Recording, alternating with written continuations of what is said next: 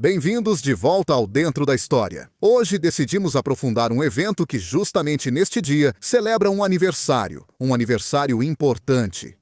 Já se passaram 34 anos, era 17 de fevereiro de 1992, quando o mundo, ou melhor, o microcosmo italiano, mudou radicalmente a partir daquele momento. A partir daquela data, nada mais seria como antes. Começaríamos a falar de Segunda República. Começaríamos a falar de justiça aplicada à política. Começaríamos a falar de um assunto que era quase um tabu até aquele momento. Um assunto chamado, na gíria, de propina, as gorjetas. O dinheiro, obviamente não declarado, em espécie, passado de empresários para políticos, para obter favores, para ter acesso mais rápido aos processos de licitação, para passar na frente dos concorrentes nas mesmas licitações, para agradar ao poderoso da vez. Uma prática de corrupção que certamente não nasceu em 1992. Não nasceu naquele dia, mas naquele dia veio à tona em todo o seu poder, em toda a sua dimensão trágica. E, a partir daquele momento, mudou tudo. Mudou a nossa percepção do público, mudou até grande parte da nossa política italiana. Naquele dia, 17 de fevereiro de 1992, nasceu a Tangentopoli. E hoje nós, do Dentro da História, decidimos aprofundar essa história. A história da primeira propina e de tudo o que havia antes e do que aconteceu depois, para entender como o nosso mundo mudou. No dia 17 de fevereiro de 1992, como dissemos, tudo muda no mundo. O que acontece? Acontece uma prisão em Milão, a Milão da bebida, a grande metrópole do norte, mas é uma prisão um pouco estranha. Antes de tudo, porque ela acontece dentro dos muros do Pio Albergo Trivulzio, uma instituição de caridade que basicamente cuida da assistência aos idosos, dos idosos mais necessitados. É uma instituição que há vários anos, exatamente desde 1986 há 6 anos, era presidida por um homem chamado Mário Chiesa. Um político, um executivo, formado em engenharia eletrotécnica pelo Politécnico de Milão, filiado ao Partido Socialista Italiano. Por 6 anos, Mário Chiesa é o Pio Albergo Trivulzio. E como administrador daquela que deveria ser uma obra de caridade, ele age de maneira absolutamente sem escrúpulos, administra um esquema de propinas, porque até mesmo as obras de caridade precisam de fornecedores, precisam de manutenção. Mário Chiesa sabe que todos fazem assim, parafraseando uma famosa obra de Mozart, e se adapta. Pede propina, pede suborno, pede dinheiro por fora a quem? A todos que têm intenção de trabalhar com o Pio Albergo Trivulzio. Um deles é um pequeno empresário, se chama Luca Magni. Administra uma pequena empresa de limpeza e quer garantir que vai ganhar a licitação para a limpeza do asilo. No início, Magni e Chiesa têm ótimo relacionamento, mas logo algo se desgasta. Chiesa fica cada vez mais sedento por dinheiro e exige mais. Magni, depois de um tempo, se cansa, não pode mais continuar assim. Então ele vai ao Tribunal de Milão e conversa com um magistrado. Antônio Di Pietro ainda se chama assim. Esse magistrado é pouco conhecido. Magni vai fazer a denúncia. Mário Chiesa aceita a proposta feita por Antônio Di Pietro de orquestrar a entrega de uma nova propina, simplesmente para armar uma armadilha. O presidente do Pio Albergo Trivulzio é 17 de fevereiro de 1992. No momento da entrega do suborno, também entram as algemas. É algo épico. Nunca tinha acontecido antes, pelo menos em Milão. Dessa prisão começa a chamada Investigação Mãos Limpas, que depois resulta no que será chamado de Tangentopoli. A prisão é algo impactante, tanto para Chiesa, quanto principalmente para o mundo da política, o Partido Socialista Italiano, ao qual Chiesa é filiado. Ele é expulso pelo próprio secretário do Partido Socialista, Bettino Craxi, em 3 de março de 1992, ou seja, algumas semanas após a prisão. Entrevistado pelo TG3, ele define Mário Chiesa como um vigarista isolado, uma peça fora de controle. Segundo Bettino Craxi, o PSI em sua totalidade, e em particular o de Milão, é composto por pessoas honestas, de virtude exemplar. Chiesa, ele apenas se aproveitou de um cargo que havia conseguido graças à amizade. Primeiro com Carlo Tognoli e depois com Paolo Piliteri, este último, aliás, parente de Craxi e prefeito de Milão. Mas será que é realmente assim? Será que Mário Chiesa é mesmo alguém que errou, que se aproveitou das amizades políticas, dos cargos garantidos pela política? Será que Mário Chiesa é realmente um caso isolado? Talvez não seja assim. Então é preciso voltar um pouco no tempo para entender o que aconteceu. Porque o verdadeiro problema, na base de tudo, era a relação entre a política, os partidos e o mundo da economia e das finanças. Um partido político tem custos. Não se faz política com caridade e também não se faz de graça. Não só porque os políticos são cidadãos que colocam à disposição sua imagem, seu tempo para a administração da coisa pública e, portanto, devem ser pagos. Também porque os partidos são estruturas dentro das quais convivem e trabalham muitas pessoas que certamente não podem fazer isso de graça. A partir de 1974, a República Italiana havia introduzido o financiamento público aos partidos. Era uma tentativa de reduzir a dependência dos próprios partidos de fontes privadas e, assim, evitar atividades de lobby que pudessem influenciar as escolhas dos partidos no parlamento. E não só isso. Aquilo que deveria ser um instrumento de moralização e transparência. Mas, na realidade, não resolveu absolutamente nada. Porque os financiamentos ilegais continuaram. E os escândalos reais e supostos surgiam o tempo todo. Pense em Rovelli, o rei da química italiana, cujos cheques em favor da corrente andreottiana da democracia cristã, a corrente Primavera, chegaram até a ser publicados na primeira página. OPI. Observatório Público Político, de Milo Pecorelli. Mas de Milo Pecorelli já falamos em outro vídeo que você encontra no canal. A Democracia Cristã, o Partido Socialista Italiano. Mas também todos os outros partidos, todos recebiam financiamentos. Financiamentos nem sempre declarados e, na maioria das vezes, por baixo dos panos. Ilegais, dinheiro sujo, fundos que não deveriam existir. Muitos partidos também estavam endividados com os bancos. O Banco Ambrosiano de Roberto Calvi, entre o final dos anos 70 e o comecinho dos anos 80, mantinha contas correntes abertas em favor de alguns partidos, entre eles, justamente, o Partido Socialista Italiano, que tinha uma exposição considerável junto ao Ambrosiano. E foi justamente nesse período que nasceu a conta UBS Protezione na Suíça, simplesmente para criar uma janela através da qual tentariam retornar ao Ambrosiano. Parte do dinheiro depositado para o Partido Socialista Italiano foi transferida da conta Protezione, que depois mudou de finalidade. Retomaremos o tema do financiamento ilícito em alguns meses. Da prisão de Mário Chiesa, em 3 de julho de 1992, em um discurso na Câmara. É o próprio Bettino Craxi, aquele Bettino Craxi que havia renegado Mário Chiesa, quem diz: todos sabem que uma parte considerável do financiamento político é irregular ou ilegal. Naquele momento, Craxi estava apenas tentando se defender das acusações que choviam sobre ele. Era uma afirmação defensiva, mas querendo ou não, Craxi, com aquelas palavras, acabou destampando a caixa de Pandora. Pandora admitiu a existência, segundo Craxi, de um sistema compartilhado que fazia parte de uma prática consolidada. Não era o indivíduo Mariuolo, como Craxi havia dito naquela ocasião. A peça fora do controle, Craxi foi obrigado a voltar atrás em tudo.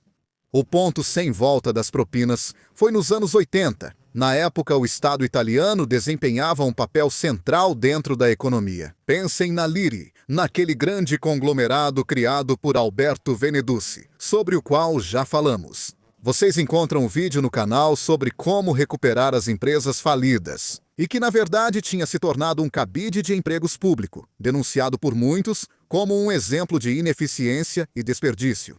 Grandes órgãos públicos, empresas estatais, as obras de infraestrutura, todos recursos enormes. E nesse contexto, em que os grandes recursos eram geridos direta ou indiretamente pela política, pelos partidos, a corrupção tinha se tornado um mecanismo informal de regulação das relações entre política e empresas. A esse respeito, o jurista Sabino Cassese observou que a corrupção prospera quando a administração dispõe de ampla discricionariedade e quando os controles são fracos. Era o retrato perfeito. Mas há outro dado a ser inserido na nossa pequena equação. Falamos dos partidos políticos, do financiamento público, do controle de grandes conglomerados, de grandes empresas, de obras públicas. Ainda falta um fato dentro da equação Tangentopoli para entender por que se chega ao colapso. E é outro colapso. É a queda do Muro de Berlim em 1989. Também já falamos sobre isso. A queda do Muro de Berlim é um evento que marca o fim de um regime de equilíbrio internacional. O mundo capitalista contra o mundo socialista. Depois, claro, existia o Terceiro Mundo, mas ele não era considerado. E foi justamente nesse confronto constante que o sistema político italiano se sustentou de 1946 até o início dos anos 90, aquela queda do Muro de Berlim. O desmoronamento do poder socialista no leste e, depois de um tempo, até mesmo a dissolução da União Soviética. Tinham deixado de existir as razões estratégicas que garantiram a permanência no poder daqueles partidos que, ao longo de mais de 40 anos, dividiram entre si os cargos, as funções e, obviamente, o butim. Voltemos então ao dia 17 de fevereiro de 1992. O dia da prisão de Mário Chiesa. Mário Chiesa tem as algemas colocadas nos pulsos. É algo traumatizante e, pouco a pouco, descobre-se mais. Chiesa é mantido na prisão por 5 semanas. É um novo método. É o método para pressionar o investigado. Isso se tornará uma prática, até denunciada por alguns políticos, como algo draconiano, antediluviano, medieval. Enquanto isso, na prisão, os investigadores descobrem, também graças ao depoimento da ex-esposa de Mário Chiesa, Laura Sara, que há contas bancárias na Suíça com bilhões de liras, um rio de dinheiro. A ex-esposa de Chiesa já havia há muito tempo iniciado um longo processo civil para contestar o que ela considerava pensões alimentícias irrisórias, que Chiesa pagava a ela e ao filho de 14 anos. Através desse canal, o canal suíço, abre-se um novo mundo. Após 5 semanas na prisão, em 23 de março de 1992, Mário Chiesa quebra o muro do silêncio. O interrogatório dura mais de uma semana. Em troca de suas revelações, Mário Chiesa tem a possibilidade de voltar para casa em prisão domiciliar. A partir desse momento, fica claro que estamos diante de algo completamente diferente. Surge o chamado Grupo das Mãos Limpas. O procurador da República, Francesco Saverio Borrelli, reúne um grupo de magistrados seguindo o exemplo de 2 métodos de trabalho já testados. Aquele criado em Turim no final dos anos 70 e início dos anos 80 contra o terrorismo, e aquele depois replicado por Antonino Caponetto em Palermo contra a máfia. O grupo de Mani Puliti, como explicaria depois Antônio Di Pietro, era um método. Não se investigavam episódios isolados, era realizado um enfoque sistemático. Do ponto de vista estritamente jurídico, a investigação Mani Puliti se baseava na aplicação rigorosa dos crimes de corrupção, concussão e financiamento ilícito, todos previstos pelo Código Penal. Mas não basta.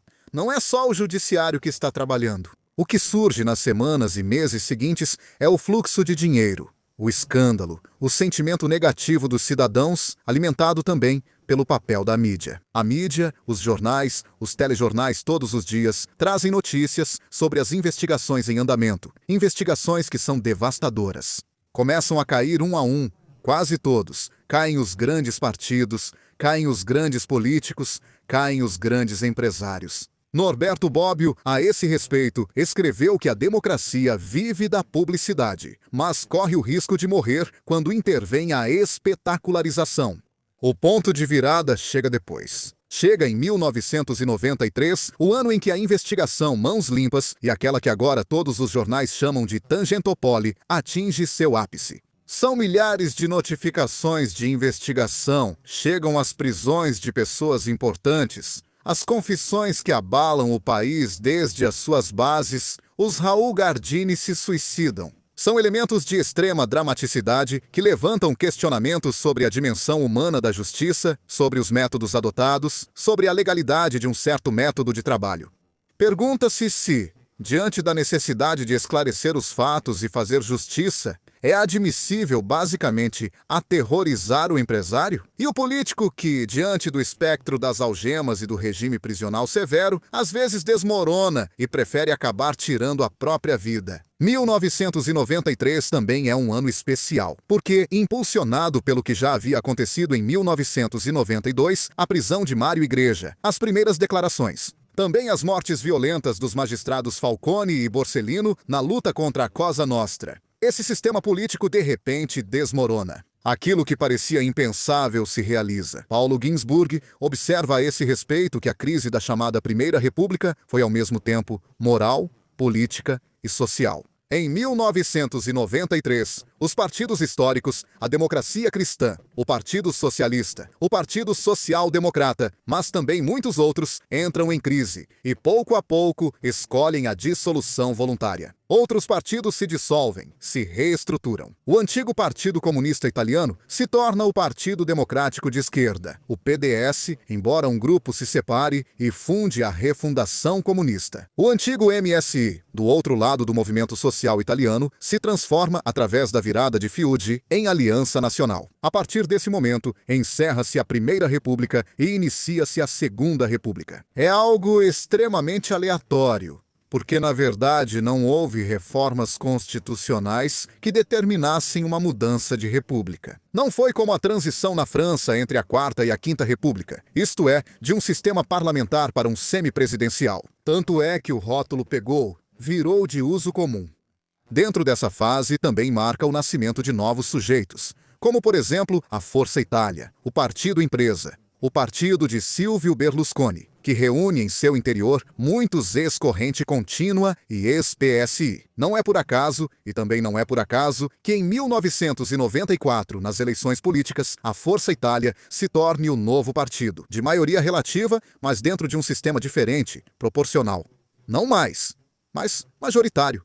Por que isso? Porque chega-se à polarização. E é das mudanças épicas trazidas justamente pela Mãos Limpas e pela Tangentópolis que segue seu curso, como se dizia, políticos, empresários, intermediários acabam na prisão. Há quem fale, há quem fique de boca fechada até o fim, há quem se suicide.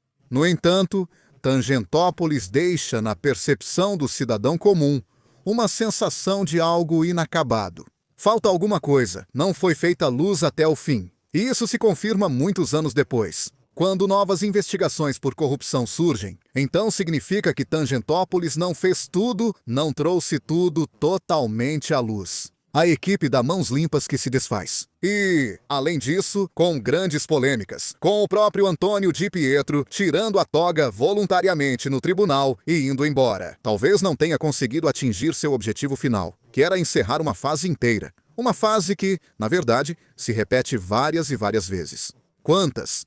Em quantas ocasiões ouvimos falar de outros grandes casos de propinas intermináveis, sempre ligados a obras públicas ou ao financiamento dos partidos? Apesar de terem sido criadas novas leis para tornar o sistema mais transparente, para permitir um financiamento público eficaz aos partidos, desvinculando-os das benesses dos vários grandes capitães da indústria, ou pior ainda, das propinas, o sistema continuou existindo e ciclicamente volta à tona. Um efeito, talvez o pior efeito de Tangentópolis, é a desconfiança dos cidadãos. E é justamente a partir desse momento que, pouco a pouco, ano após ano, começa-se a registrar uma diminuição dos eleitores nas urnas. Porque os cidadãos, decepcionados, desiludidos ou enojados com a política, escolhem não votar mais, como se isso fosse uma forma de acabar com os roubos. Infelizmente, quem adota esse método de protesto não entende que, mesmo com um único voto, e falo de forma real,